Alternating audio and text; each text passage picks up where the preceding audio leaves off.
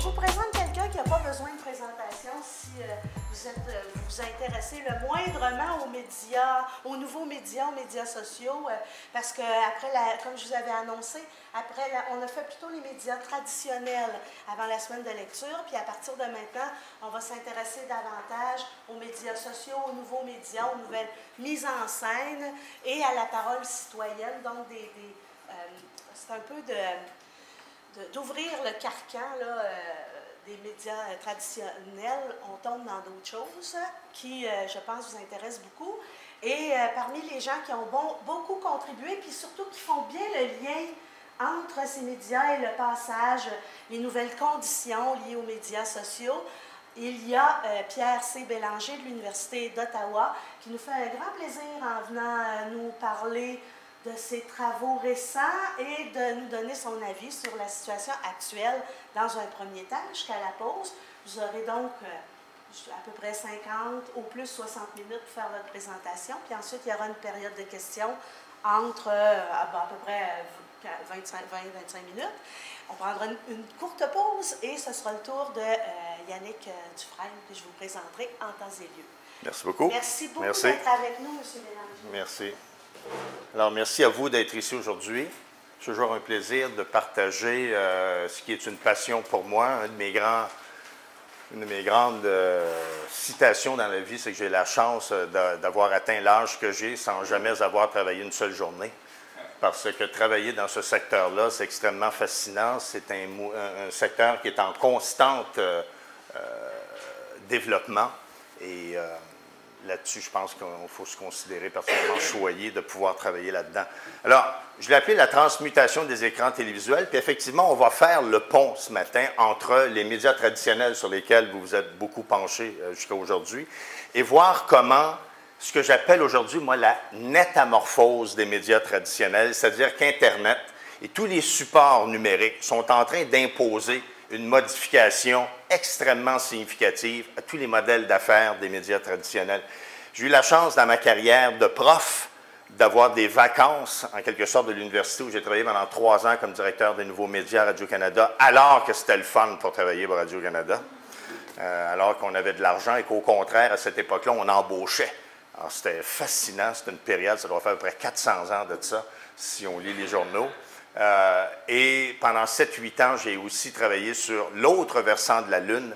Je suis allé travailler avec le public, pardon, avec le privé, cette fois-là, avec le groupe Astral, où j'étais conseiller au président dans le développement des nouvelles technologies. Fait que j'ai à la fois trempé avec le public et le privé.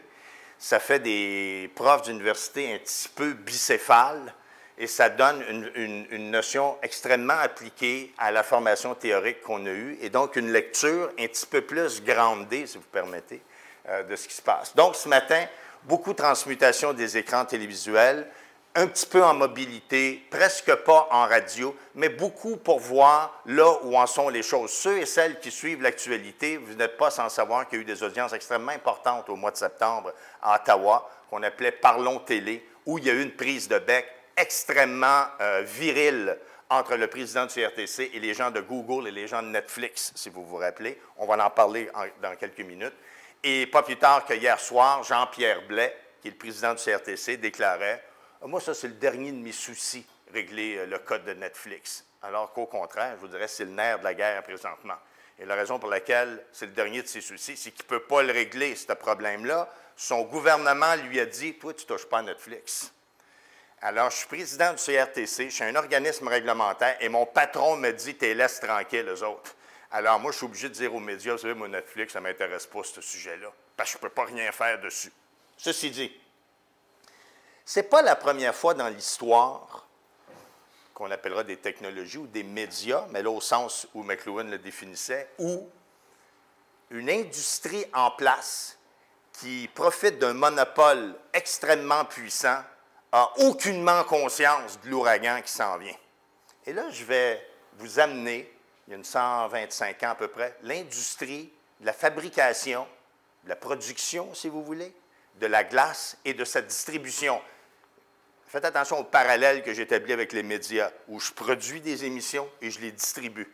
L'industrie de la glace aux États-Unis En 1879, le 150 ans, on fait des chiffrons, il y avait 35 usines qui fabriquaient les fameux cubes de glace avec les fameux pics.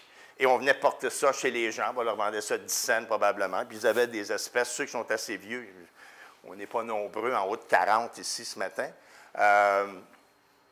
Donc les gens avaient ça dans leur cuisine et refroidissaient les trucs. En 1889, donc 10 ans plus tard, on passe à 200 chaînes de production. Je poursuis. En 1909, vous voyez, là, c'est rendu carrément exponentiel. Il y a 2000 compagnies qui fabriquent ça parce que les gens se réfrigèrent à la maison. Et c'est comme ça qu'on conserve nos aliments, etc. Fait que c'est une business qui est totalement monopolistique en quelque sorte. Si tu veux tenir les choses au frais, c'est moi qui va te fournir l'information. Et j'entends parler de rumeurs dans la forêt qu'il y a, en 1907, pour vous donner une idée, 15 millions de tonnes de glace ont été consommées, 3 fois déjà en moins de 25 ans, la consommation qu'il y avait, c'est totalement important comme révolution. Et là, en 1920, donc une quinzaine d'années plus tard, il y a un phénomène qui s'appelle la réfrigération. Moi, j'appelle ça l'arrivée du numérique, l'arrivée d'Internet. Oh, ben, c'est Internet.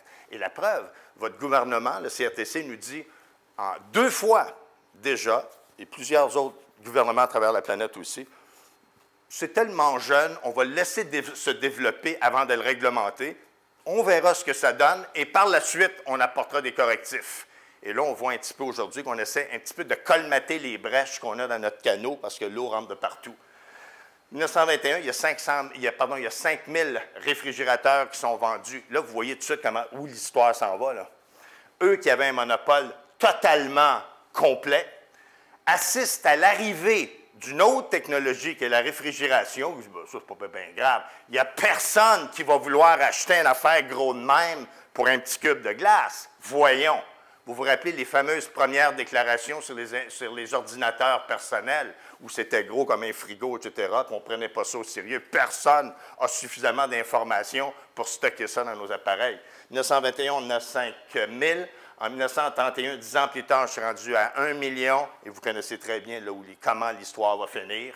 En 1937, on est rendu à 6 millions que j'ai là?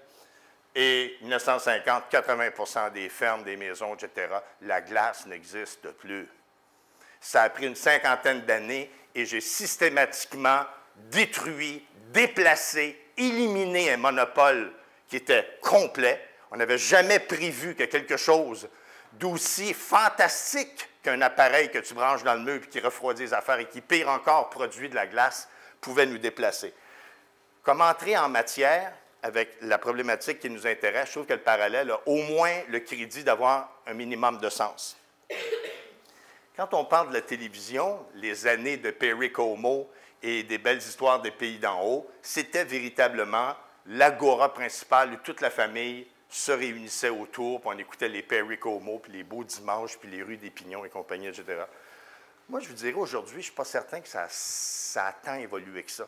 Ça demeure encore un objet, un dispositif technique qui est au centre des activités familiales dans bien des cas, à la différence que, quand je me retrouve au salon, il n'y a pas juste un écran qui intéresse les gens. J'ai le show principal et chacun, évidemment, avec ses amis sur Facebook, sur Twitter, sur Instagram, sur Pinterest, you name it, on va être un petit peu partout. Mais il en demeure pas moins qu'il y a un lieu principal, etc. Et ça, évidemment, on va beaucoup en parler aujourd'hui de cette notion de multi-écran et de deuxième, de troisième et de quatrième écran, parce que chez les médias traditionnels, les Radio-Canada, les Bell Médias, les TVA, etc., on parle beaucoup du deuxième et du troisième écran. C'est comment conserver l'engagement de mes téléspectateurs en parallèle au show principal. Et je vais vous montrer des exemples dans quelques minutes. Évidemment, ce visage-là, cette photo-là, va désormais faire partie de l'histoire de la télévision. À quel show est-ce que ça fait référence? House of Cards. House of Cards, qui est sorti il y a à peu près 2 ans, dans mon petit esprit, est un élément déterminant dans le développement de la technologie télévisuelle, de son mode de distribution, etc. C'était la première fois que quoi, House of Cards? Exactement. Première fois qu'une série avec un budget long comme ça est développée pour un distributeur ou un diffuseur qui n'a rien à voir avec la télévision, quand même extraordinaire. Et surtout, petite note aussi historique, première fois qu'une série avec un gros budget comme ça avait été développée sans avoir vu de pilote avant. Parce que généralement, avant de mettre 10 millions sur la table, je dis, tu pourrais-tu me faire une petite demi-heure de ce show-là, que je vois la gueule, la qualité, etc. Si on aime ça, là, on va acheter la totale. Mais Orange is the New Black n'avait pas été commandé pour une saison complète sans pilote aussi? Possiblement, mais c'est la première fois que, en ce sens-là. Et je pourrais faire l'heure au complet sur Netflix et ses modes de production, etc. C'est aussi la première fois que quoi? Que c'est un show, et là, il faut que je fasse attention à comment je vais le dire, que c'est une production audiovisuelle qui gagne le meilleur prix de la série de télévision présentée cette année, mais qui n'avait jamais été présentée à la télévision. C'est un paradoxe extraordinaire. Meilleure production télévisuelle de l'année, ça n'a jamais joué à la TV, ce show-là. Ça jouait en streaming sur, évidemment, Netflix, etc. Je veux juste vous dire tout de suite, le grand avantage de Netflix par rapport à TVA, à Radio-Canada, CTV, etc., c'est quoi? C'est le big data. C'est toute l'information que je suis en mesure de recueillir à votre sujet pendant que vous visionnez. Je sais à quelle heure vous avez commencé, combien de fois vous avez arrêté, où est-ce que vous êtes allé pendant les pauses. Je vous suis à la trace. Et cette notion de big data me permet de choisir par la suite quel type de contenu je vais acheter, parce que je sais ce que vous avez aimé, ce que vous n'avez pas aimé, etc. Et donc, comment vous poussez du contenu. C'est souvent, vous allez chez Amazon, vous allez chez Archambault, vous allez n'importe où, vous venez d'acheter un livre, puis on vous dit, « Hey, tu sais, les gens qui ont acheté ton livre, là, ils ont aussi acheté ABC. » Même chose dans le cas de Netflix. Les gens comme toi qui ont écouté House of Cards, ils ont aussi beaucoup aimé Bang, Bang, Bang. Est-ce que Radio-Canada vous fait ça, vous? Ça, c'est un mode de conception dans l'univers de la production télévisuelle qui est inédit jusqu'à maintenant et qui crée un paradigme complètement révolutionnaire. Et là, je suis obligé d'ouvrir une parenthèse. L'affaire dont on parle jamais assez au sujet de Netflix, il faut que j'en parle un peu, et ça, on le laissera sur le clip s'il faut. Sur le plan des politiques culturelles canadiennes, c'est un scandale, le cas Netflix. Aidez-moi à expliquer la dimension scandaleuse de Netflix. Il est où le scandale? Quoi, les gens s'abonnent, ils payent. Quoi, c'est qui ne marche pas là-dedans? Ah, ça, c'est bon. C'est bon ce que tu dis. Mais tu sais, sais-tu ce qui va te répondre, Netflix? De quelle règle tu parles? Tu m'as dit que les activités sur Internet et le Web n'étaient pas réglementées. Fait que je suis complètement dans la loi. J'existe dans un univers qui n'est pas réglementé. Fait que parle-moi pas de suivre la loi. Tu me dis qu'il n'y en avait pas de loi là-bas. Mais c'est faux, ça, parce que Netflix a une version canadienne. Oui. Mais, tout à fait. Disponible strictement sur le Web. Et ton CRTC a dit 2 fois, nous ne réglementons pas les activités sur le Web. Fait que, où est-ce qu'il n'est pas légal, ce gars-là? Il est complètement légal. Tu lui as dit que tu ne le réglementais pas. Là où le scandale existe, tous ceux qui vendent des services de production audiovisuelle sur le câble, à peu près partout, etc., vont dire c'est 10 $ par mois, plus TPS, plus TVQ. Dans le cas de Netflix, c'est 8-9 $ par mois, pas de taxe. Comment ça, pas de taxe? Avez-vous déjà réfléchi à la chose suivante? Vous allez sur Archambault Musique, vous achetez le dernier album de Céline, c'est 10,99 plus les taxes. Tu vas sur YouTube, ça coûte combien? Pardon, sur iTunes, ça coûte combien? 10,99, pas de taxes. Excusez, je ne comprends pas, là. Comment ça marche, ton affaire? Comment ça qu'il y a 2 règlements pour le même produit? Je l'achète au magasin A, je paye taxe, je vais au magasin B, qui est tout aussi facile d'accès, qui a les mêmes heures d'ouverture, il y a du stationnement dans les 2 cas, puis je paye de la taxe, j'ai un petit bout qui m'échappe. Et c'est là, je pense, qu'on a un scandale extraordinaire, où on a notre ami Harper qui nous dit clairement, avant le début des audiences, je sais que vous allez parler de Netflix puis Google, mais je vous le dis tout de suite, là, M. Blais puis les gens du CRTC, il n'est pas question qu'on taxe ces affaires-là. C'est-tu clair, ça? Puis je ne veux pas que tu réglementes ces affaires-là. C'est-tu clair, cette bout-là? Là, tu commences tes audiences et le boss vient de dire, lui, tu le laisses passer, tu n'as pas besoin de passeport. Lui, il rentre tout de suite. Ça fait particulier comme mode de gestion de nos pratiques culturelles canadiennes, etc. Ça donne à penser qu'il y en a qui ont des avantages. Et ceux qui ont des avantages, dans la totalité des cas, sont des étrangers. C'est bizarre. Alors, vous comprenez que quand tu t'appelles Radio-Can, tu t'appelles Bell Média, tu t'appelles Cogeco, tu t'appelles Vidéotron, tu ne trouves pas ça drôle dans tout, là. Parce que c'est carrément désavantagé. Je vais vous dire, c'est qui l'usager qui va aller acheter sa musique chez Archambault quand la même tune va coûter 15 % moins cher? Je ne suis pas sûr que l'élan patriotique va vous amener à accepter volontiers de payer 15 % pour donner ça à une autre méga corporation, qui dans le cas nous intéresse, s'appelle Québécois. Alors lui, sa déclaration, le public se moque complètement des plateformes. Moi, le show ce soir, Unité 9, que ça joue sur mon téléphone, mon pad, mon lap, je veux juste le voir. Et donc, lui, il dit, ce qui l'intéresse, c'est le contenu.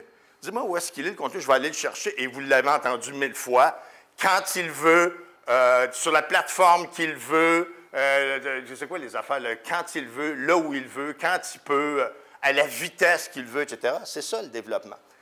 Quand on parle des médias traditionnels, de la télévision, vous vous doutez un peu qu'on utilise aujourd'hui des néologismes qui décrivent le genre d'application auquel on porte à la télévision.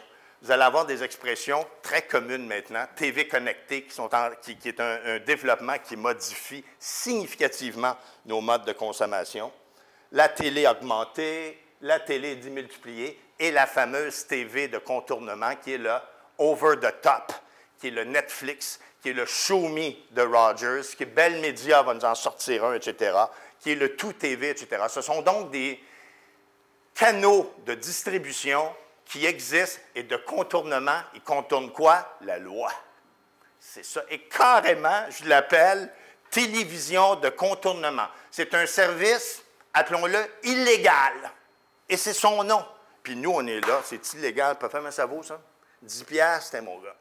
C'est comme acheter des cigarettes à plumes, etc. C'est illégal, mais quand tu es fumeur et tu sauves 10 piastres de la cartouche, tu t'en confesses pas nécessairement le dimanche matin.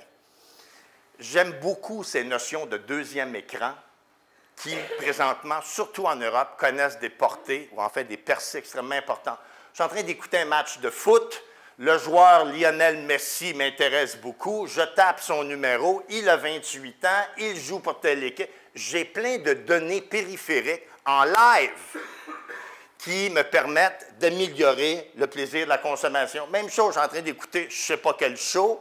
Je tape en parallèle sur le site web de l'émission et je sais que Marina Orsini, à tel âge, a joué, elle a gagné, etc. Toutes sortes d'informations de type People Magazine sur l'émission. Mais là où ça devient pas mal plus intéressant, c'est que je m'en vais sur le site de Jimmy Oliver, qui est notre Ricardo, mais britannique.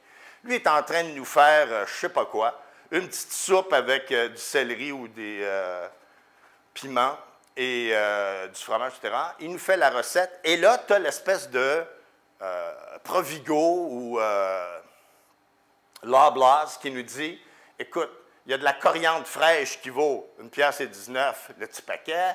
Il y a des poitrines de poulet qui valent 2,99 dans sa recette. Il y a du, je ne suis pas capable de le lire, qui vaut ta. Tu veux-tu les acheter? Si oui, clic, check out. Là, ça va être prêt. Ou je peux même te le livrer si tu veux me payer 2-3 piastres de plus. Ça devient extrêmement fonctionnel. Et ça, on n'est pas dans la science-fiction, on est tout à fait ça. Et on l'a maintenant dans des shows de télévision où, veux-tu acheter son couteau? Là, tu tapes 1, puis ce couteau-là est à 9,99 avec des coupons Gold Star ou Pinky, je ne sais pas comment on t'appelle. Et là, véritablement, toute la notion de l'engagement du téléspectateur dans le show, là, on est très loin du lean back. Quand tu écoutes la télévision, tu te fais raconter une histoire. C'est véritablement maintenant le phénomène du lean forward, où je suis un petit peu devant la télévision comme je suis devant mon ordinateur, c'est-à-dire aux commandes. Et c'est moi qui se promène d'un site à l'autre, j'achète pas, etc. Et ça, vous imaginez toute l'information qu'on accumule à votre sujet. Vous allez dire, ouais, mais là, c'est le Big Brother qui est derrière nous, qui nous suit à la trace. Si tu veux bien te faire suivre à la trace, moi, que la machine sache que des piments verts, j'en ai acheté 4 cette semaine, si tu penses de pouvoir déduire des choses sur mon comportement sexuel à partir du nombre de piments que je mange une semaine, allez-y. Article qui devrait vous intéresser, ceux et celles qui s'intéressent à l'avenir de la communication, dans une revue publiée par l'Université Wharton aux États-Unis. Est-ce que le prochain âge d'or de la télévision va se développer en ligne? Moi, ma réponse, c'est, avez-vous déjà pensé que ça pouvait ne pas se développer en ligne? Et je vais vous montrer, vers la fin de la présentation, le défi, c'est de tenir ça dans 1 heure. Vous savez, nous, on est toujours stressés quand ils nous disent que tu as 45 minutes pour parler. On est programmé pour parler 3 heures. Fait 45 minutes, c'est la pire pénitence qu'on peut avoir. Alors, ce texte-là, pour ceux qui s'intéressent, tous les liens, en passant, de ce que je vous présente aujourd'hui sont disponibles. Il n'y a rien de science-fiction, tout est documenté, ça vient de quelque part. C'est comme un anthropologue qui vous dit, regarde, les photos que j'ai prises, je peux te dire dans quelle tribu j'ai pris ça. Ça, j'adore cette affaire-là. 500 millions d'appareils pour streamer de la vidéo. Alors, si vous n'êtes pas certain que la télévision s'en va sur d'autres modes de distribution, je vais vous inviter à vous joindre à nous au 21e siècle et à observer ce qui se passe. Ça, on appelle ça maintenant du media stacking. Tu mets un par-dessus l'autre tes différentes plateformes. Et vous l'avez maintenant. Tout le monde a au moins 2, 3 modes, enfin 4 même. Vous pouvez écouter vos émissions de Tout TV sur votre téléphone, votre laptop, votre télévision, votre PlayStation.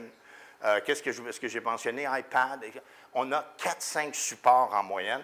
Et on nous dit maintenant, avec toutes les applications, etc., qu'il y a aujourd'hui 1,5 milliard d'appareils à partir desquels je peux consommer de l'information et des contenus de télévision. Ça vient de changer la donne d'une de nos premières photos noir et blanc où toute la famille est assise devant le poste de télévision et on écoute les belles histoires du pays d'en haut à 8 heures le lundi soir. Ça fait pas si longtemps que ça, cette époque-là? Non, tout à fait. Ça fait pas si longtemps. On s'en rappelle, j'étais là.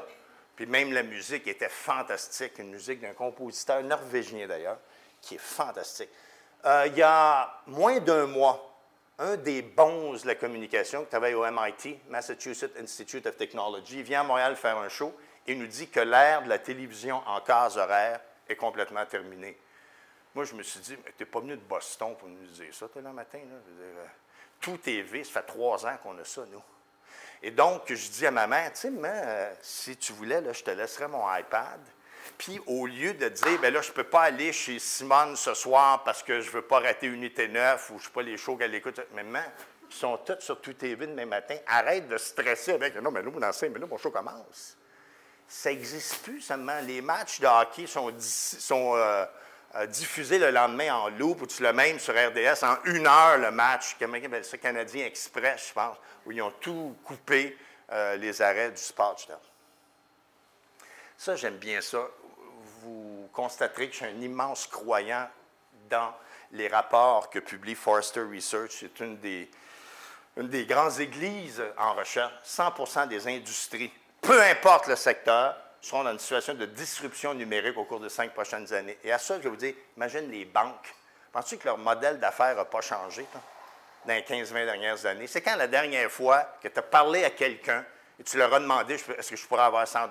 Je me rappellerai toujours les semaines qui ont suivi le décès de mon père, où là, ma mère est assommée, parce que là, de cette génération, c'était la femme de M. Bélanger. Puis là, je dis, là, il faut que tu gères tes finances. Là, on va aller à la caisse, tu vas rentrer ta carte, c'est bien facile, tu rentres ton PIN et tu dis à la machine que tu veux retirer 100 $. Fait que c'est pas même compliqué. Ou tu veux déposer, tu parles à la machine, puis tu lui dis ça. Elle rentre son PIN. Tu dis, OK, là, ça dit que tu veux retirer 100 $. Un retrait de 100 $, s'il vous plaît. Mais non, mais c'est ça. Je veux dire, si tu me dis que les machines sont si intelligentes que ça, et capables de le faire.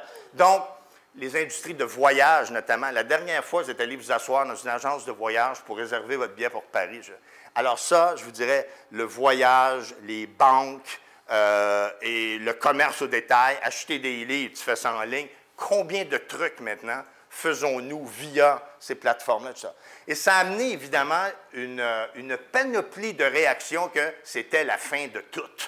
Et là, ça, évidemment, je ramasse ça dans les dernières semaines. Si j'avais eu du temps, je vous en aurais ramassé à peu près 50. Mais qui nous disent, c'est la fin des journaux. Et ça, Guy Crevier à la presse, évidemment, nous dit régulièrement, nous, avec le succès de la tablette, on est super contents. Regardez, dans une semaine, Le Devoir qui nous annonce maintenant sa présence sur la tablette, pas plus tard qu'hier, je crois, le Toronto Star aussi qui va abattre son paywall. Il y a donc effectivement Est-ce que c'est la fin? Je ne pense pas. C'est une métamorphose du journal, etc. L'autre qui nous dit il y a quelques années, c'est la fin du livre. Parce que là, maintenant, on a des liseuses électroniques. C'est tout à fait ça. Et pas plus tard que ça, c'est une vieille diapositive que j'ai ramassée hier soir à 4h30, que le marché du livre, l'exception française, le marché du livre s'effrite lentement. Vous voyez ce que nous disait Forrester Research? 100% des compagnies vont subir une disruption extrêmement importante. Puis on le reconnaît, on part avec ça, l'article. Le marché du livre s'effrite lentement, sauf en France, où le livre génère des recettes en France plus importantes que le cinéma et la musique. C'est pas ordinaire. Alors qu'on se dit que tout se numérise, etc. Vous lirez l'article, c'est sur le site de Radio-Canada hier soir. Donc, que le livre est mort. Wired, qui est la Bible de tout ce qui est numérique, nous annonce il y a quelques années la fin de la radio. La fin de la radio, alors vous allez m'aider à comprendre sous quelle analyse un groupe média aussi important que Bell Media en arrive-t-il à poser le geste suivant de débourser plus de 3 milliards de dollars pour acheter Astral Media? Si tu me dis qu'elle est finie, c'est un média qui est mort, comment se fait qu'une grosse compagnie, elle, continue à penser qu'il y a de l'argent à faire avec ça, au point où elle met 3 milliards de dollars sur la table pour jouer au Monopoly avec? L'autre que vous avez déjà probablement, la fin de la télévision. Pensez à un médium. Donnez-moi un médium, donnez-moi 20 secondes, je vais vous trouver un livre qui annonçait sa mort.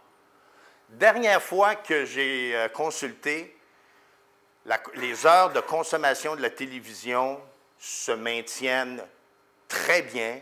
C'est des variations de -1, -2 % par année, mais on n'est pas à une demi-heure d'écoute de la télévision. On est encore à 20 quelques heures par semaine. C'est un média en très bonne santé, merci.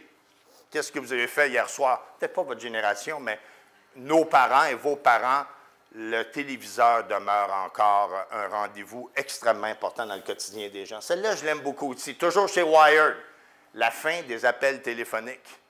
Pourquoi? Ça, c'est tout justifié. Évidemment, si ça vous intéresse, les articles sont disponibles. Parce que si je veux parler à Talia, j'y envoie un SMS, j'y envoie un message, un Facebook. J'ai 1000 façons. La dernière affaire que je veux, c'est y téléphoner. Ça va me coûter 15 minutes. Il faut que je lui demande comment ça va, qu'est-ce que tu fais de bon, je te dérange, etc. Alors que tout ce que je veux savoir va être là 2 heures. C'est ça, dans le fond, que je veux savoir. Ça, je l'aime bien. The web is dead. Le web, écoute, ça ne vient pas de nulle part. C'est Wired. Pourquoi est-ce que le web est mort? Si on avait du temps, on jouerait de façon interactive. Il y a tellement d'applications maintenant. Pas besoin d'aller sur le web. Je vais sur le site de Radio-Canada, dont j'ai déjà l'app. Je vais là où je veux aller. Je connais mes préférences. Je vais sur le site du Globe and Mail pour connaître les codes de Tim Hortons et de Bombardier. Plus besoin du web comme tel. Quand tu sais maintenant quels sont les éléments du web qui font ton affaire. Celle-là, vous allez l'aimer la prochaine. La fin de Facebook. Puis là, probablement qu'il y a un livre qui va sortir, la fin de l'eau, probablement aussi, parce qu'on n'a plus besoin de boire, parce qu'on n'a pas soif. As we know it, évidemment, parce que son modèle d'affaires change beaucoup. Et je vais vous le montrer à la fin, les indications de comment vit Facebook aujourd'hui et dans quel secteur est-il en train de se spécialiser pour continuer une croissance qui, évidemment, est à la baisse. Quand tu as 1,2 milliard d'abonnés, c'est parce que tu as fini de faire des gains de 100 % par année. À un moment donné, tu plafonnes. Et là, ma meilleure, les médias sociaux sont morts. Non, mais là, arrête, là. On ne peut pas mourir. Ça vient de commencer. Ça fait 2-3 ans que ça roule. Et moi, j'aime beaucoup parler des médias sociaux parce que les gens disent, hey, tu sais, les médias sociaux, c'est extraordinaire. Puis j'ai l'occasion souvent d'aller parler dans des entreprises, des ministères, un petit peu partout, des médias sociaux. C'est fascinant. Hein? Vous me parlez des médias sociaux là, comme si c'était une gang de 1000 ou de 5000 applications. Je vais vous poser une question.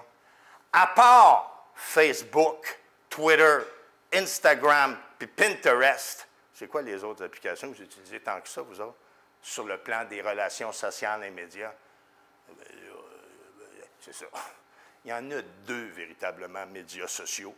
C'est les 2 grands champions. Il y en a un dont la business va très bien, c'est Facebook, et l'autre dont la business va très mal, merci. Lisez ce matin encore le président de Twitter qui disait, c'est vrai, là, je coûte très cher aux petits gars que je gère, puis jusqu'à maintenant, je n'ai pas encore livré des résultats qui sont positifs. Twitter est encore déficitaire. C'est quelque chose.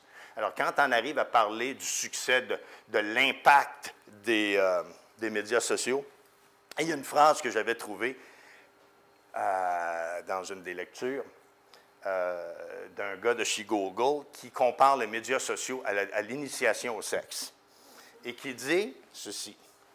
Social media, c'est comme du sexe quand tu es adolescent. Tout le monde veut faire ça. Tout le monde veut s'embarquer dans les médias sociaux. Bon, on ne sait pas trop c'est quoi. On entend beaucoup parler, mais là, tu sais, j'ai 14-15 ans, peut-être 12 aujourd'hui, je ne sais pas quel âge que tu as. Puis quand finalement tu le fais, ton affaire de nouveaux médias, tu dis, ouais, ben, tu sais, le résultat, c'est pas mal ordinaire, finalement.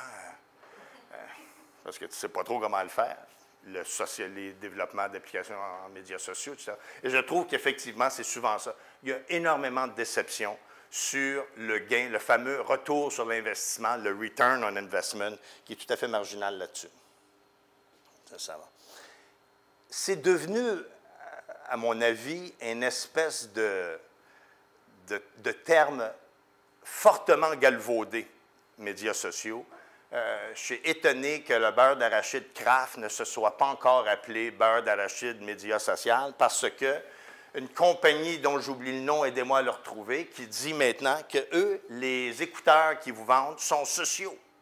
Tu vas vendre des écouteurs maintenant, social headphones, qui me permettent d'entrer en relation. Je vois quelqu'un qui a le même genre d'écouteurs dans probablement une bibliothèque ici, etc. Et parce que je suis Bluetooth, je lui envoie la musique. Je dis, gars, ma cocotte, je suis ton genre de gars, gars, la musique que j'aime. Tu cruises le monde, je caricature, à partir de la musique que tu aimes. Mais ma meilleure, vous avez peut-être déjà entendu parler de cette compagnie-là. Eux autres, ils vous disent, ils ont développé des machines, à K-Can de Pepsi, où on vous dit « be social ». Et j'adore. On l'appelle comment? La social vending machine. Non, mais là, tu es complètement ridicule. Une machine sociale. Non, je suis complètement sérieux parce que là, je trouve que la petite fille est cute. Fait que j'ai son numéro où j'y envoie un SMS avec un code. Et elle va arriver devant la machine avec son téléphone. Elle va flasher ça devant la machine parce qu'elle a eu le code. Moi, je vais payer la K-Can 2 piastres. Puis probablement qu'ils vont écrire Talia dessus, etc. Et elle va passer ça. Bonjour Talia, from your secret admirer. Puis là, papa, clunk, elle a une K-Can. I'm thinking of you, Pierre. Oui, ça doit être ça, du média social. Dans l'esprit des gens de Pepsi, et ceux qui vont avoir l'occasion de travailler sur le compte de Pepsi dans les Émirats arabes pourront probablement faire référence à cette machine qui a tout tenté, mais le meilleur. Vous avez peut-être déjà entendu parler de l'hôtel W à New York. Nous, les universitaires, on ne connaît pas ça parce qu'on n'a pas ces budgets-là. On ne couche pas au Château Frontenac non plus. Il y a cet hôtel qui, pendant tout l'automne, 5 hôtels W à New York, qui invitent votre famille à venir célébrer votre mariage à l'hôtel W. Et parmi les services qu'on vous offre, il y a celui-ci. L'hôtel vous offre un concierge média social. Pardon, qu'est-ce que vous me dites là, vous là? Vous m'offrez un concierge média social. Il va faire quoi, lui, le concierge média social? C'est très simple, madame. Le concierge média social va, parce que là, c'est les parents de la mariée, va suivre toute la célébration de votre petite fille avec son Roméo et va Instagrammer les choses, il va le Facebooker, il va le Pinterester, name it. Et vous allez me donner 3 000 $. Mais c'est qui l'épais qui va payer 3 000 $ pour ça? Il y a sûrement un jeune dans la famille, merde, de 15 ans, qui va faire un bien meilleur job avec des clips vidéo, etc. Mais les hôtels, tu vois ce que je veux dire? C'est devenu tellement galvaudé. Les machines de K-Can à Pepsi sont sociales. Les mariages, il te fournit un gars qui va faire ce que nous allons tous faire de toute façon pendant le mariage avec nos téléphones. On va prendre des photos de Tony et Antoinette, et puis on va poster ça. Mais eux vont te vendre 3 000 $. Selon plusieurs analystes financiers, on serait peut-être arrivé là, qu'il y aurait jusqu'à maintenant une espèce de plafonnement des investissements dans les applications à caractère social. Pourquoi? Parce que là, on a identifié les grands champions de la course. Ils s'appellent Facebook, ils s'appellent Instagram, ils s'appellent Pinterest. On sait c'est qui les 5-6 finalistes. De là à vouloir pomper de l'argent, des dizaines de millions, sinon des centaines de millions dans le développement de d'autres applications qui peut-être vont décoller, On se dit, on va rentabiliser celle-là et on verra. Une petite question quiz ce matin. Combien de personnes ici ont sur leur téléphone ou leur iPad plus de 25 applications présentes? N'ayez pas peur. Qui ont plus que 25 applications dessus. Pas plus que ça. Plus que 50 applications. Vous êtes complètement atypique. Vous êtes complètement atypique. Des statistiques de la France cette semaine, 74 de l'échantillon français avec lequel on a travaillé en possèdent entre 1 et 50. Okay? Ça, c'est bon. Puis, tu en as entre 250 et 350 applications. Eux, c'est 11 Moi, je pense que 325 applications d'une machine, là, ça commence à être du stock à transporter ça. Sacré bleu. Il doit y avoir un petit peu de redondance, sûrement, quelque part. Ce qui est surtout très important, de ce 74 qui possèdent entre 1 et 50, disons 25, qu'est-ce qu'on a ici? Moins de 25 des applications sont utilisées régulièrement. 81 des gens disent, tu sais, je vais faire des chiffrons, j'en ai une cinquantaine sur mon téléphone ou sur mon pad, mais tu sais, dans le fond, là, c'est une base régulière, c'est bien rare que je n'utilise plus que 10-12. Et là, tu as une immense majorité. Et ça, c'est le même phénomène qu'on a observé dans le domaine de la câblo-distribution notamment, de la télédistribution par satellite. Tu peux donner 300 chaînes aux gens, mais finalement, moi, je gravite autour de ma dizaine. On a un bouquet de 8 à 10 chaînes. Ton RDI, ton ceci, ton cela. Fait qu'à un moment donné, donne-moi-en 8000, ça n'a plus d'importance. Le match, j'allais dire des Nordiques, excusez-moi, j'ai vu le chandail partout en ville hier soir. Pour expliquer cette crainte du dégonflement de la bulle en médias sociaux, on a ces statistiques qui viennent de Bloomberg, c'est quand même une source correctement fiable. En rouge, c'est les investissements, ce qu'on appelle les venture capitalists. Tu sais, des espèces d'anges, des investisseurs qui ont des poches grosses de même et qui vont venir chez vous, chez Shazam, chez Twitter, etc. Ils vont dire, exactement les dragons. J'aime ton projet, nous, on est prêts à mettre 150 millions là-dedans, tu vas me donner 25, 30 etc. Et donc, traditionnellement, les médias sociaux allaient chercher entre 5 et 7 des enveloppes totales investies dans le développement des nouvelles applications. Il y a eu un pic extraordinaire en 2011 quand Twitter est arrivé à la bourse. Et là, ça a pris de l'argent, les investisseurs ont pompé.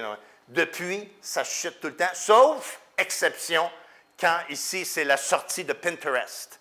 On a mis beaucoup d'argent là-dedans parce qu'on croit qu'il y a une possibilité de rentabilité. Mais depuis, c'est en chute libre. Ça va chercher aujourd'hui de 2 à 3 Alors, je suis parti de 7 en moyenne il y a 4 ans. Je suis rendu à 2. Ce n'est pas que j'ai abandonné ma confiance dans les médias sociaux. Elle se maintient. Je mets encore 2 C'est que je viens de développer, que j'ai d'autres chats à fouetter, notamment le big data analytique. Toutes les données que vous me fournissez, et Yannick va nous en parler tout à l'heure, toutes les données que vous nous fournissez me permettent aujourd'hui de générer des banques d'informations qui, elles, à terme, peuvent être rentables. Alors, c'est beaucoup ça, big data et toutes les fameuses notions d'analyser ces données-là pour en produire des informations et des développements de contenu encore plus pertinents. On parle beaucoup de la magie des médias sociaux lorsqu'on écoute la télévision. OK. Alors, je fais des recherches là-dessus et je m'aperçois que la télé en prime time, 84 des gens n'utilisent pas une application de médias social quand ils écoutent la télévision. Pour moi, c'est un mythe, ça. Que vous développez vos shows avec des applications nouveaux médias, le monde va embarquer là-dedans, ça va être extraordinaire.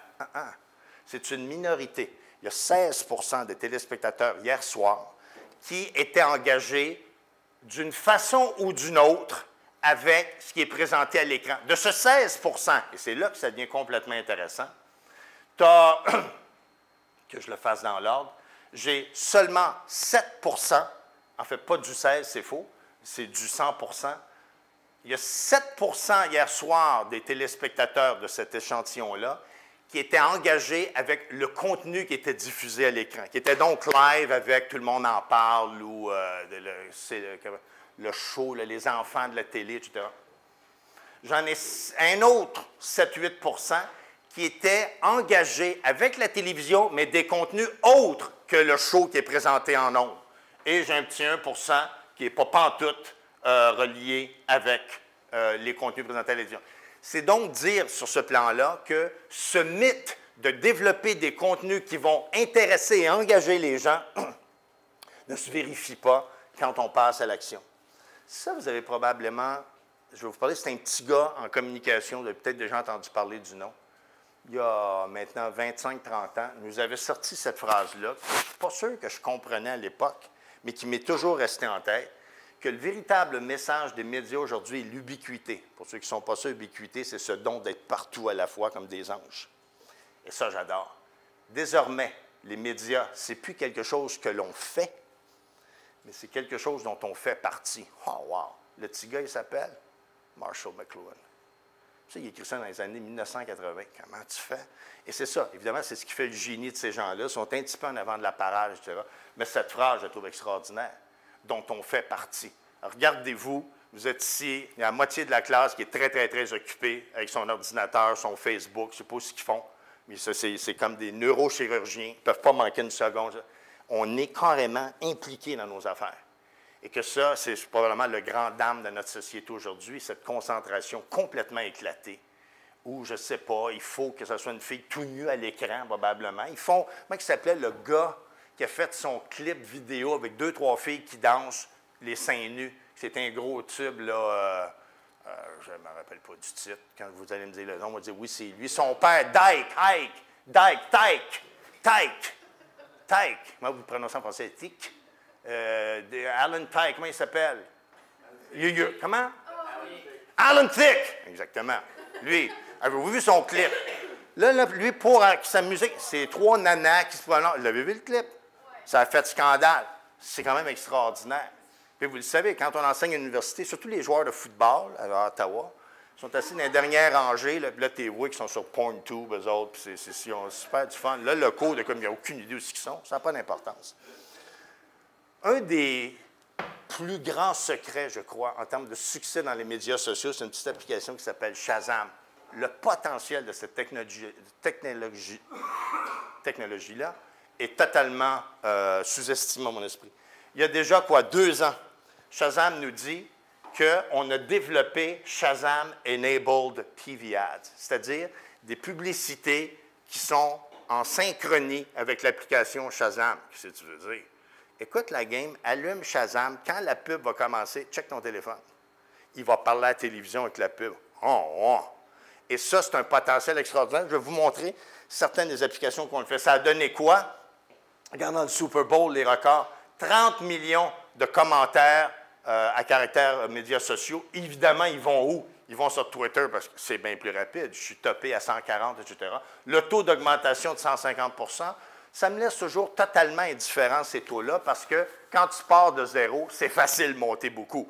C'est quand tu es à 1,2 milliard d'abonnés, ton taux de progression cette année, il ne sera pas dans les 3 chiffres. On s'entend là-dessus. C'est une question pertinente? Oui, en fait, c'est juste un commentaire.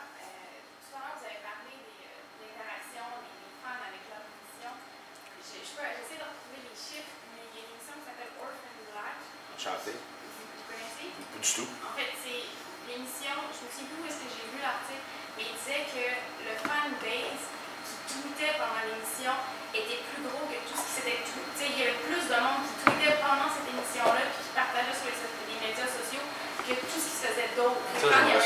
J'adorerais que tu pouvais retracer ça. Je vais essayer d'en retrouver, mais c'est une amie qui l'avait partagé. Il y a même un groupe, genre c'est le Clone Club qui l'appelle. Vraiment, c'est énorme. Les fans sont ultra vocales. Ils sont pas mal ultra, hein? Oui, c'est ça. Mais sérieusement, quand il y a un épisode d'Orphan Black, il y a les médias sociaux. La ville est vide. Ouais, ben en fait, il y a tout le monde. Bonjour, le partant. C'est ça. Je vais essayer de retrouver la statistique, là, mais je pense que c'est la seule émission qui est l'exception. OK, Orphan Black. Oui, Orphan Black. Tu m'envoies ça. Oui, Nous autres, au Québec, on appelait ça Offenbach, mais ça n'existe plus. Non, c'est pas OK.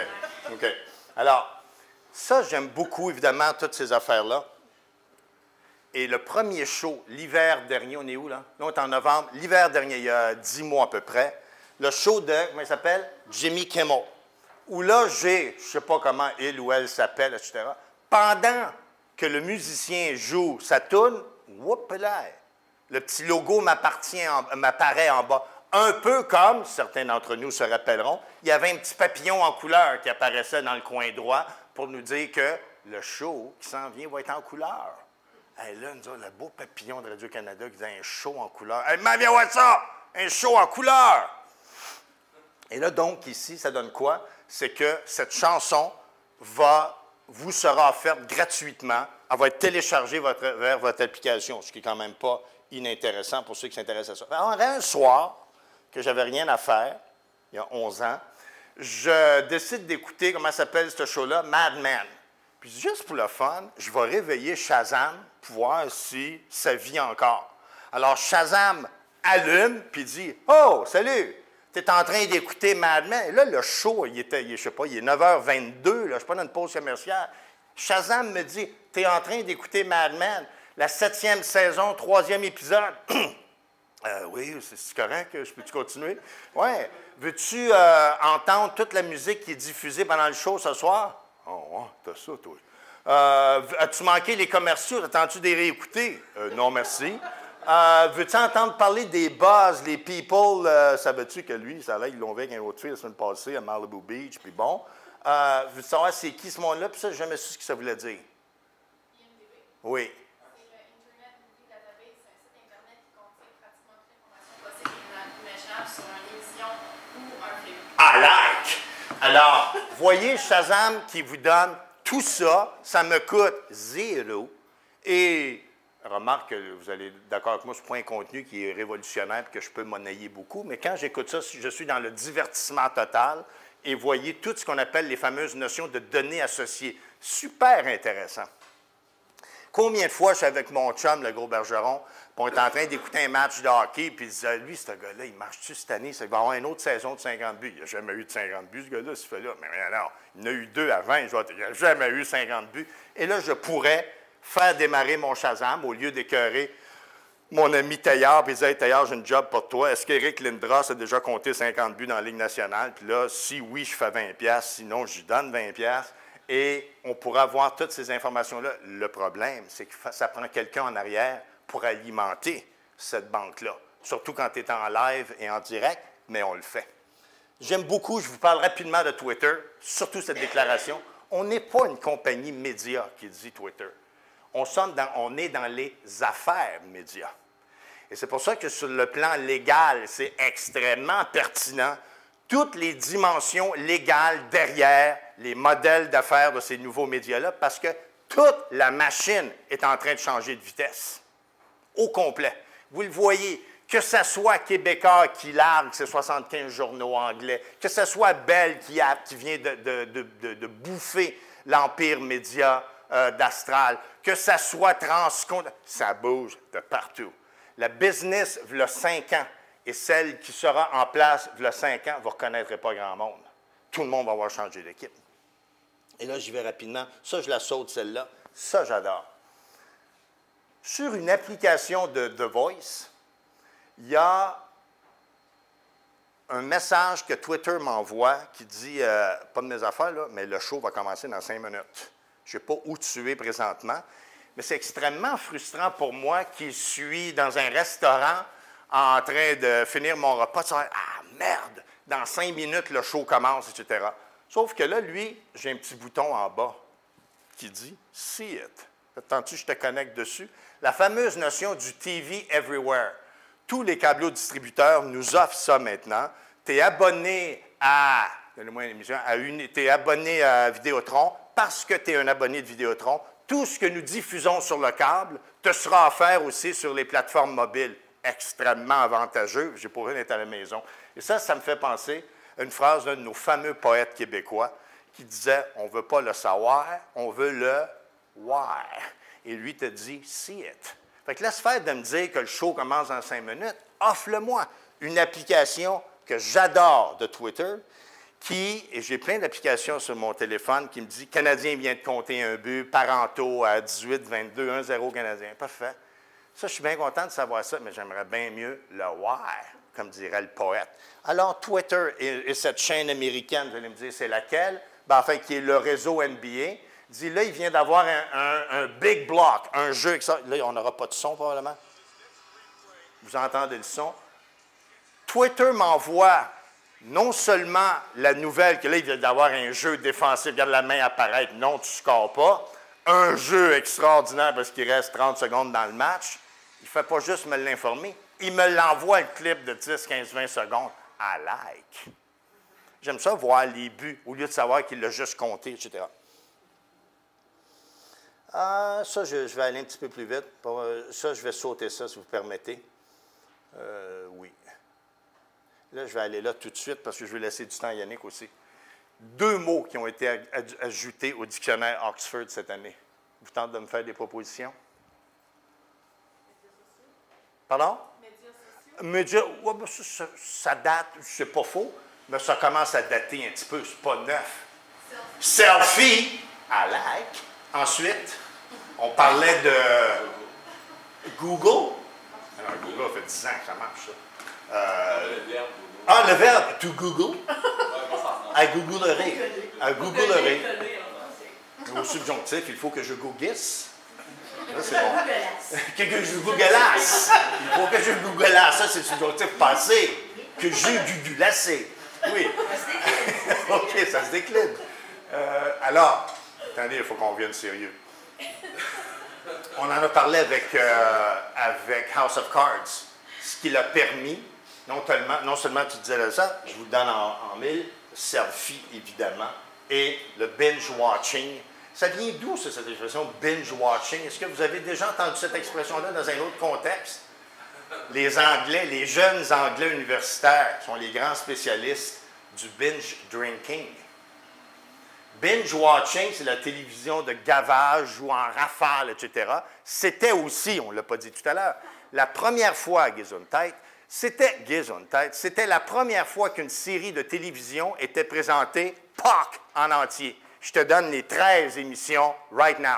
Fait que si tu veux ce week-end, tu les as toutes écoutées, et la semaine prochaine, ça vient de changer le modèle d'affaires, pas ordinaire. Fait que là, la fameuse notion de « revenez-nous la semaine prochaine », comme le capitaine Bonhomme disait, « c'est ce qu'ils seront peut-être ». Vous êtes trop jeune, je ne peux pas vous rappeler de ça, mais le capitaine Bonhomme nous tenait toujours d'épisode en épisode. Il nous montait, puis là, je vais te le dire demain, j'ai plus de temps. Fait que là, tu revenais demain. Lui, House of Cards, les 13 émissions sur la table, et binge. Le binge drinking, c'est le premier qui boit suffisamment pour tomber à terre sous-mort. Lui, il a des chances d'impressionner les filles. Là où c'était, si je vous dis selfie, est-ce qu'il y a un événement récent dans l'histoire de la télévision où on a consacré le pouvoir du selfie? Elle est non bien bonne, elle. Non, mais tout est top. OK. Alors, effectivement, au Academy Awards, où Ellen dit « Hey, Nick, moi, je vais vous faire une joke. » Ça, c'est improvisé, évidemment. C'était pas improvisé pantoute, ça. C'était une publicité payée par Samsung qui faisait la promotion de son nouveau phablette. Une quoi, tu dis? Une phablette. C'est quoi, phablette? C'est un néologisme entre téléphone et une tablette, une phablette, etc. Et ça a coûté combien à Samsung, ça, d'après vous? 2-3 bières. 1,8 million du 30 secondes. Parce qu'il y a du monde ce soir-là à la TV. Je répète after me. 1,8 million de dollars américains du 30 secondes. Ça a duré combien de temps, sa niaiserie? 5 minutes et demie. You do the math. Là, tu es rendu dans les données roses, pas mal, etc. Et c'était quoi son objectif ce soir-là? Qu'est-ce qu'elle voulait faire avec ça? Ah ouais, donc. Ben, moi, en fait, Hey, pourquoi tu finis pas le show? Pendant les histoires ce soir-là, Ellen DeGeneres, qui avait fourni, qui avait un téléphone fourni par Samsung pour faire ses niaiseries sur scène, tweetait à partir de son iPhone backstage. Et son idée était d'avoir le record du plus grand nombre de tweets sur un même événement. Et effectivement, ça a fait crasher Twitter. Puis c'est bon que tu me parles de crash, il y en avant du show, j'y arrive tout à l'heure. Il y a eu plus de 2 millions de tweets qui ont circulé là-dessus sur une affaire. C'est parce qu'il y a du monde qu'on connaît là-dedans, puis ça a généré beaucoup. Là, on arrive dans le creux de la viande. Évidemment, quand c'est sorti le 14 février dernier, tout ce phénomène, puis j'y ai fait référence rapidement au début avec les problèmes légaux et réglementaires du Netflix, on a un immense problème avec ça. On a créé un monstre. Il y a un vide juridique dont tout le monde de l'Ouest écope présentement parce qu'il n'y a aucun pays qui a décidé de mettre en place des mécanismes pour empêcher ou en fait contrôler ces affaires-là. On le fait beaucoup avec la pédophilie. On ne l'empêche pas, on la dénonce, puis on pogne ceux qui distribuent, qui font usage ou qui vendent la pédophilie, ces affaires-là. La porno, si on le laisse circuler, c'est une grosse business. Mais sur ce plan-là, le vide juridique commence à faire mal. Et là, le 15 septembre, Netflix est descendu en Europe dans 6 pays, France, Belgique, Luxembourg, Suisse, Autriche et Allemagne. Il y a 2 nominateurs communs là-dedans. Pays francophones, pays germanophobe. Fun, pas phobe, fun. Ça va avoir normalement une incidence extrêmement positive pour le Canada français, parce qu'à partir du moment où Netflix commence à alimenter une centaine de millions de clients potentiels en français, il va vouloir évidemment offrir des contenus français qui vont bien sûr basculer de notre côté à un moment donné. Déjà, Netflix, un mois après être descendu en France, a annoncé qu'il produisait présentement une série à la House of Cards qui va s'appeler Marseille. Donc, ça va cogner parce que Marseille, il y a un mort à toutes les 20 minutes à peu près. Ce que Netflix amène comme révolution, c'est aussi le fameux phénomène du cutting the cord. C'est-à-dire que quand je m'abonne à Netflix, j'ai donc accès à une gamme extrêmement impressionnante de contenu, que ce soit des séries, des films, etc. Plusieurs vont donc profiter de l'occasion pour dire, tu sais, finalement, je n'ai plus besoin de payer 50 $ pour le câble parce que j'ai suffisamment de contenu sur Netflix et sur tous les autres sites afférents, notamment Tout TV. Je n'ai plus besoin d'être branché au câble. Les matchs de hockey, je m'abonne à NHL.com. J'ai accès à 20 000 matchs de hockey. Même chose, je suis un amateur de football. Je peux donc aller à la pièce, m'abonner à des services. Donc, ce phénomène du désabonnement de la câblodistribution commence à faire des ravages au pays, à tous les semestres, quand les grands câblodistributeurs nous font part de leurs résultats financiers. Ils nous disent aussi combien ils ont perdu d'abonnés. Ils disent, ouais, ben, c'est pas gros. Ils ont perdu que 10 000. Ouais.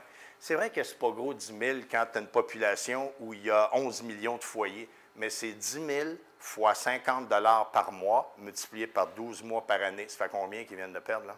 Et ça, c'est de l'argent qui est non écœurant, là, qui ne reviendra pas l'année prochaine. Et là, au semestre prochain, ils vont probablement avoir 12 287 désabonnements, etc., parce qu'il y a une génération qui a un petit peu de difficulté à comprendre le bien fondé de payer pour des contenus quand c'est une espèce de droit de naissance d'avoir accès à des contenus de façon gratuite. Et je vais vous montrer une preuve tout à l'heure. Alors donc, ce phénomène de cutting the cord, et quand on demande aux gens,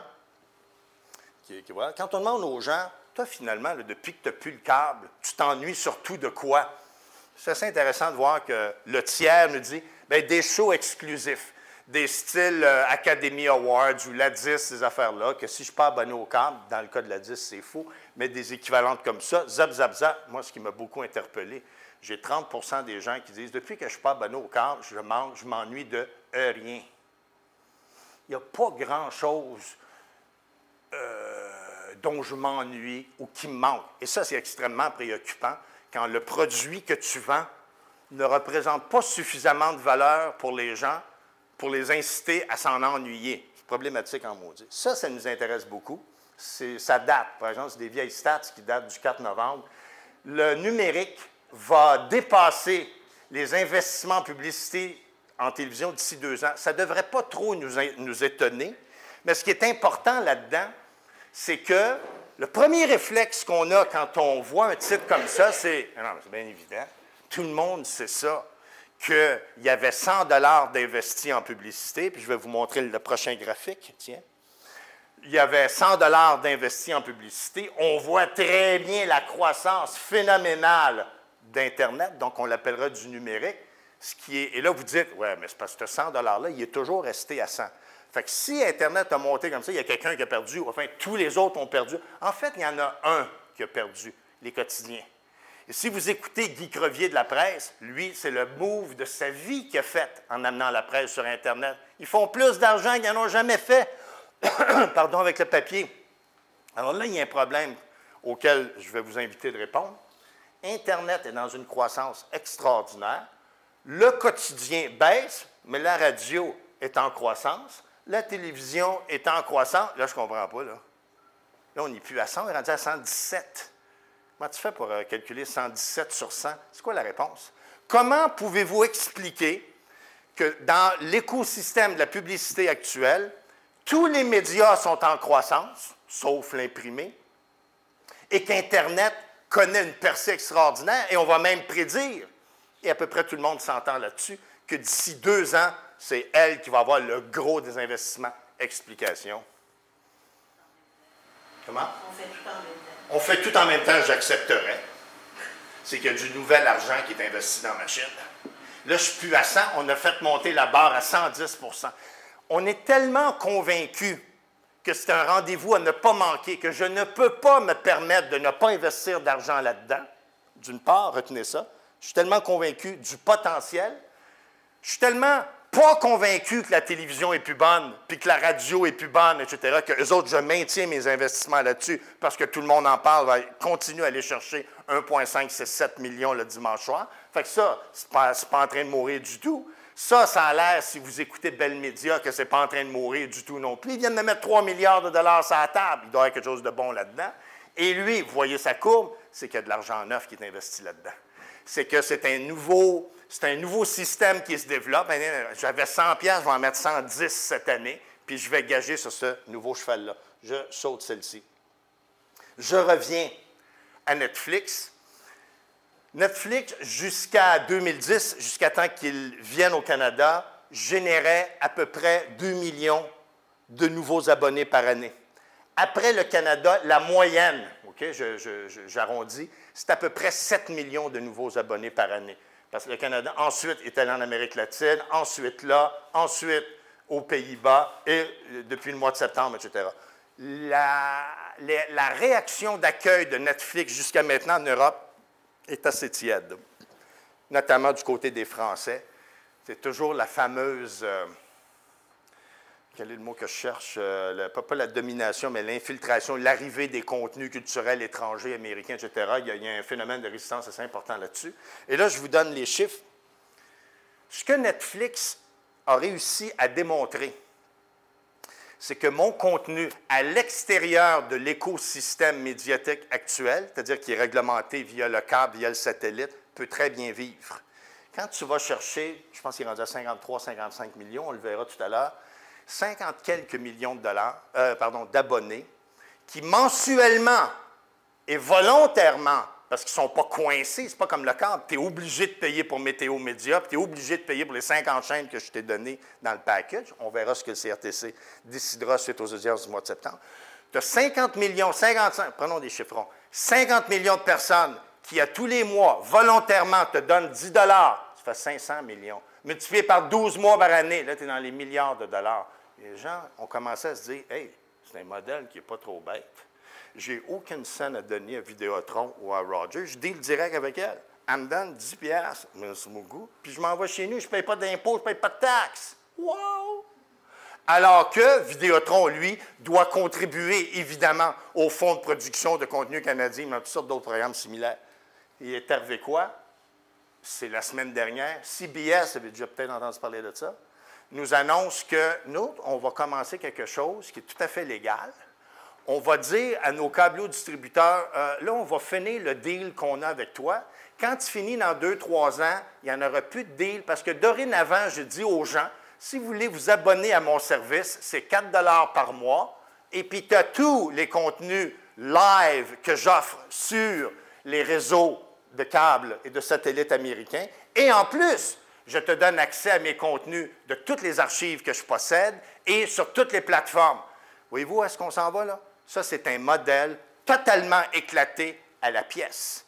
Netflix, tu payes 10$ par mois. CBS te le fait 5$ par mois. Un autre petit réseau dont vous avez peut-être déjà entendu parler, HBO, nous annonce la même affaire. Je m'en vais à la pièce. C'est autant d'exemples qui sont en train de vous dire « Hey, l'épais, arrête de t'abonner au câble, tu payes pour un paquet de chaînes que tu n'écouteras jamais. Achète à la pièce. 5 plus 4 plus 2 plus 3 plus 10. Tu vas probablement arriver au même montant, mais c'est toi qui as choisi ce que tu voulais, par exemple. Et tu as tous les contenus additionnels de la collection des archives, etc. Et ça, sur ce plan-là, c'est extrêmement menaçant pour l'état actuel des choses. Vous comprendrez que quand tu t'appelles Vidéotron ou Rogers ou Cogeco, ça, c'est la pire nouvelle que tu pouvais recevoir. Déjà que Netflix te fait mal énormément. Et là, qu'est-ce qu'ils disent? When you can't beat them, join them. Bien, moi, c'est d'abord, moi, y aller. Alors, qu'est-ce que ça veut dire? J'ai aucune idée. Mais il ne faudrait pas s'étonner qu'au cours des 5, 7, 10 prochaines années, il y a tout un paquet de gros joueurs qui disent à Vidéotron, pour prendre des exemples chez nous, ou bedon, je ne fais plus affaire avec toi, ou bedon, on va revoir les chiffres de notre entente. Là, tu vas baisser mon loyer, mon garçon, parce que j'ai toute une carte. Si tu ne baisses pas ce que tu me charges, c'est correct, je vais me faire construire ailleurs l'autre bord, je vais faire du camping, et je ne paie rien à personne. Imaginez CBS. N'a plus de contribution à faire. Il est disponible maintenant exclusivement sur Internet. Et on le dit en début, Internet, ce n'est pas réglementé. Il n'y a pas de règlement. Il n'y a pas de parking. Le gaz est gratuit. Tu n'as aucun loyer, aucun permis de conduire de disponible. Vient de changer la donne de façon extrêmement significative. Netflix, on y va rapidement. 53 millions d'abonnés aujourd'hui dans une cinquantaine de pays. Ça, c'est extrêmement dérangeant. 2 milliards d'heures par mois que vous allouez à du contenu qui sort de la machine traditionnelle des médias. Ça, c'est un 2 milliards d'heures qui n'est plus comptabilisé par TVA, Radio-Canada, qui allait voir Tim Horton puis Dairy Queen et dire « Regarde, cette annonce chez nous, j'ai 1,6 millions de téléspectateurs. Là, tu as 2 milliards d'heures de moins à vendre. » C'est énorme, l'incidence directe sur le bottom line, sur le modèle d'affaires de la compagnie. Quand Netflix sort une série, on le sait, il nous dit Saint-Valentin, House of Cards numéro 2, à partir de 6 heures le soir, les 13 émissions sont disponibles. Il y en a qui se réveillent le samedi matin, ils ont tout écouté l'année. C'est fait. Ils ont fait une espèce de binge-watching toute la nuit avec le chum à maison, puis ils ont fait le House of Cards, le premier qui tombe. C'est devenu à ce point problématique qu'une figure bien connue aux États-Unis, qui a envoyé un tweet le soir de la Saint-Valentin à tous ses abonnés aux États-Unis qui disait « Est-ce correct, là? House of Cards, il sort ce soir à 6 heures, mais s'il vous plaît, fermez vos gueules. Dites pas comment elle va finir. » Alors, le gars s'appelle Barack Obama. Vous avez entendu parler de ça? Cette semaine, on a entendu pas mal parler. Il disait « Tomorrow, House of Cards » et surtout « No spoilers ». C'est quoi, c'est un spoiler? C'est quand je te dis, hey, va voir ce film-là, là, à la fin, c'est extraordinaire, parce que le meurtrier, c'est pas le gars, c'est. Tu peux pas me faire ça avant d'aller voir le film. C'est parce que là, j'ai plus de fun pantoute. Ce phénomène-là est totalement imbriqué et fait maintenant partie du mode d'opération de Netflix. Netflix en est complètement conscient. Il joue la carte aussi. Il t'envoie entre deux shows. Regardez de façon responsable. C'est-à-dire, dis pas à tes chums comment le show va finir, etc. Mais en dépit de ces avertissements-là, les gens continuent à avoir énormément l'envie de savoir comment ça va finir. Netflix, ce n'est pas des épais, c'est des gens d'affaires. Ils ont fait quoi? Ils ont développé un site qui s'appelle Spoilers. Living with Spoilers. Il dit, quelle série t'écoutes là? Orange is the New Black. Tu veux savoir comment ça finit? Moi, te le dire tout de suite. Et là, tu vas sur le site « What kind of spoiler are-tu? » Puis là, tu donnes effectivement sur l'émission numéro 1, l'épisode 1, l'épisode 5. Ou veux-tu savoir comment l'épisode 13 finit, combien d'enfants ils vont avoir finalement, etc. Ils te donnent, ou « Spoil yourself », etc.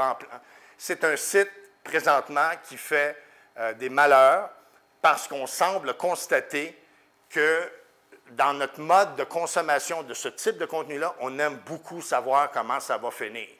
Comme un des shows moi, que j'adorais, qui était Homeland, qui m'a tenu complètement captif, etc. Je ne sais pas comment j'aurais écouté des émissions si je savais qu'à la fin, il se passerait ceci, oui ou non, il serait capturé. Mais il y a un paquet de monde qui aime le savoir parce qu'il essaie de repérer les indices en cours de route. C'est plate quand tu lis un livre, puis tu sais comment ça va finir, généralement, à moins que ça soit... Oui. OK, parfait. Il nous reste combien de temps? Ça fait longtemps qu'on ne... Oh! OK. Je vous laisse conclure pour avoir au moins... D'accord. Je suis désolée. OK. Je conclue tout de suite. Merci, c'est vrai, ça fait 1 heure, j'avais perdu. Je finis, merci. Merci. Le gros problème, et je termine, il reste 2-3 dias. Le gros problème avec Netflix et compagnie, c'est que ça consomme énormément de bandes passantes. Les chiffres nous disent qu'en prime time, le soir, Netflix bouffe entre 30 et 35 % de la bande passante qui est consommée sur à peu près n'importe quel territoire, parce que vous téléchargez des films, des séries au complet. Alors là, Netflix, quand tu écoutes un show, à un moment donné, il dit, écoute, là, notre réseau est complètement coincé. Le problème, c'est pas moi, c'est Verizon, c'est Vidéotron, c'est Rogers, etc., qui bouffent trop. Pour régler son problème, et la fameuse notion de, le terme m'échappe, Internet, aide-moi, tu sais, que tout le monde est égal là-dessus, là, que tu ne favoriseras pas, pas le buffer, le terme va me revenir dans 1 minute, que tout le monde est égal, tu ne peux pas favoriser un contenu par rapport aux autres. Netflix est allé voir Verizon et dit, écoute, moi, j'ai trop de plaintes de mes clients. Je vais te payer un loyer de 100$ de plus par mois. Et quand les gens veulent télécharger mes contenus, tu me mets en avant de la parade. OK? Moi, tu me favorises. Et remarque la vitesse de téléchargement que Verizon a donné. Il a donné carrément priorité au contenu. Et ça, légalement, ce n'est pas supposé d'arriver. Qu'est-ce que je veux faire? Ça nous intéresse moins. Ça non plus, c'est du... je veux terminer là-dessus.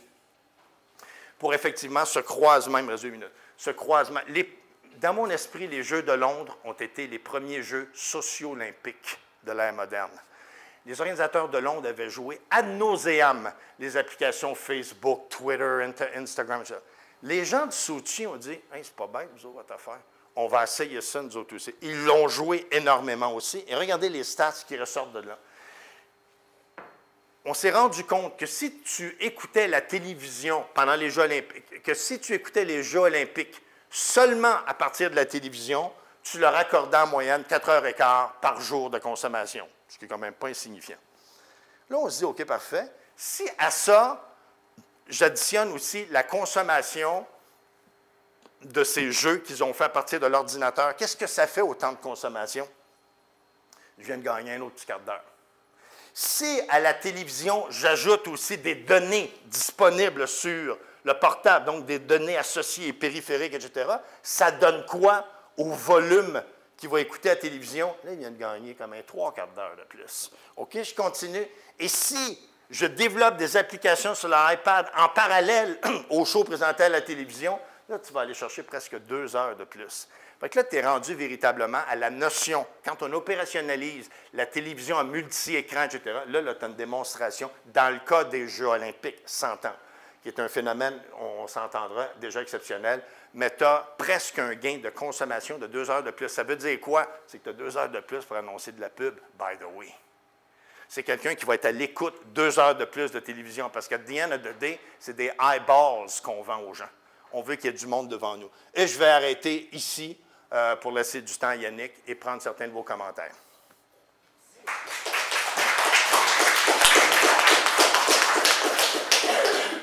On va en profiter quand même pour prendre quelques petites questions. Facile. Courtes. Des questions faciles, mais surtout courtes.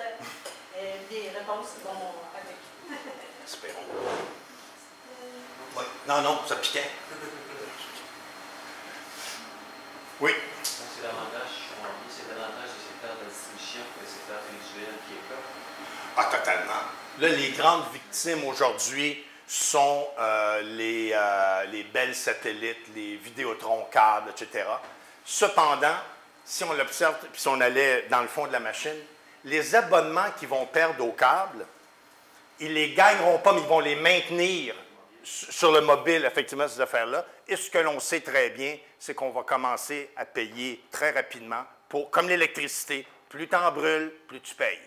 C'est clair qu'ils vont se revenger de ce côté-là pour aller chercher. Ils vont mesurer le poids de ta consommation sur toutes les autres plateformes, puis je vais donc te facturer en conséquence là-dessus. C'est tellement prévisible. Il y a 2-3 ans, quand il avait commencé à faire vraiment des rabais. Tout à fait, tout à fait, tout à fait. Exact. Et ils vont faire quoi? Ce que Rogers et Shaw font déjà, ce que Bell Media fait, ce que Vidéotron fait, ils vont eux-mêmes offrir des services à la Netflix pour entrer en concurrence avec.